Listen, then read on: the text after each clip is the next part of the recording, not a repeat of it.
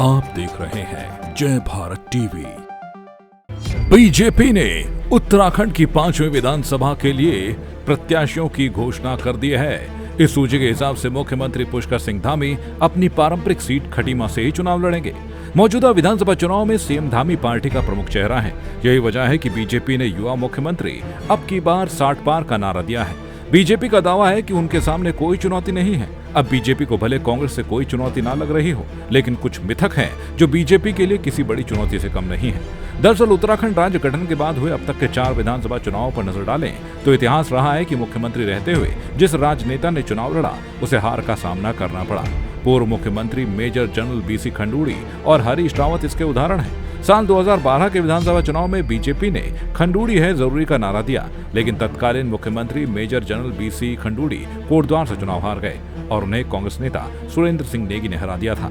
जबकि साल 2017 में कांग्रेस ने तत्कालीन मुख्यमंत्री हरीश रावत को चेहरा बनाया था और हरीश रावत हरिद्वार ग्रामीण और किच्छा विधानसभा से चुनाव लड़े, लेकिन हरीश रावत को दोनों सीटों पर हार का सामना करना पड़ा।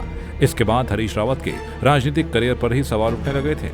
इसके बाद साल 2022 के विधानसभा चुनाव में बीजेपी के 46 साल के युवा मुख्यमंत्री पुष्कर सिंह धामी के नेतृत्व में चुनाव लड़ा जा रहा है। टिकटों के ऐलान से पहले मुख्यमंत्री पुष्कर सिंह धामी के डीडीहाट से विधानसभा चुनाव लड़ने की चर्चा थी, लेकिन पार्टी ने उन्हें खटीमा सीट से मैदान में उतारा है। आपको बता दें कि सीएम धामी खटीमा सीट से 2 बार जीते हैं। खटीमा सीट से मुख्यमंत्री धामी का ये तीसरा चुनाव है।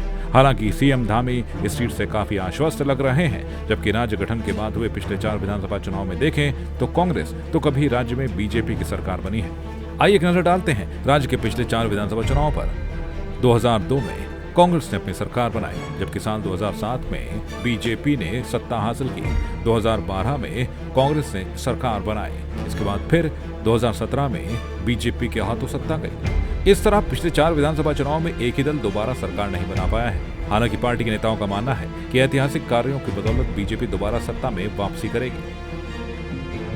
कुल मिलाकर राज्य के इस मिथक को दरकिनार करना किसी राजनीतिक दल के लिए या फिर मुख्यमंत्री के लिए आसान नहीं है। सवाल ये है कि क्या मौजूदा मुख्यमंत्री पुष्कर सिंह धामी इन मिथकों को दरकिनार कर राज्य में पुनः बीजेपी की सरकार बनाने में कामयाब हो पाएंगे? क्या मुख्यमंत्री पुष्कर सिंह धामी तीसरी बार अपनी विधानसभा सीट को बचा पाने में कामयाब हो पाएंगे? ऐसे अनगिनत सवाल हैं जिसके जवाब का सबको इंतजार है। अपने सहयोगी आशु के साथ मैं अंकित काला, जय भारत टीवी। आप देख रहे हैं जय भारत टीवी।